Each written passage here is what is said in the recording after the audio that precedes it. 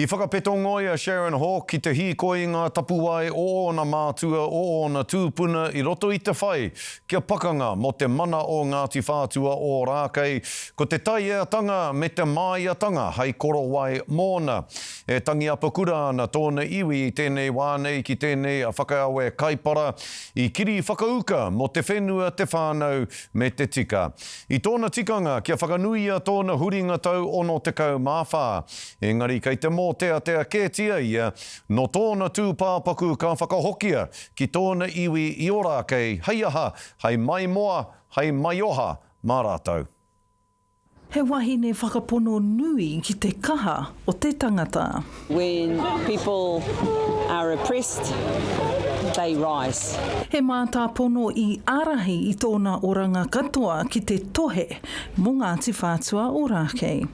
Kia Sharon e hara ko te rāua e aro nui ana ki te moni, engari ia ko te whakapau kaha ki te hiki i ngā whānau i roto i ngā kaupapa whare, hauora me te manatika. For us, our wealth is about our people. That is our bottom line.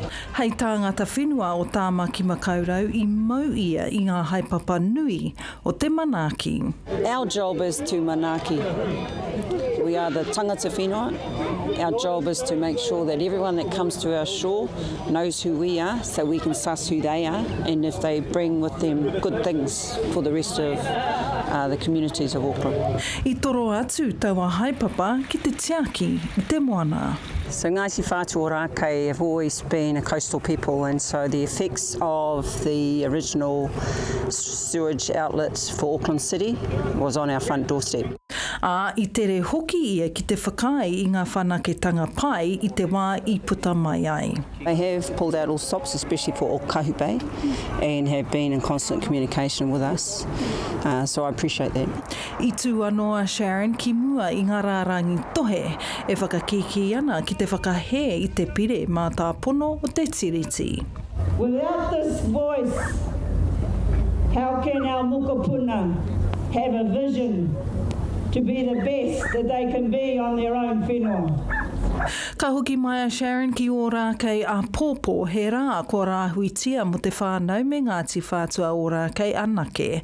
Ka pōhiritia te motu hei te wenerei me te taite a ka nehua ia a te praere. We ask ourselves, what? 49 years ago, my brothers and I followed our father and mother over the harbour bridge on the Māori land march. And you honour us by replicating that activity.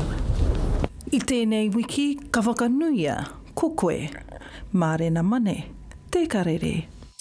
Kei te tuahine ka roha o Pariro, kia rere atu koe ki o tūpuna, taia whio te pō, hai rea tūrā.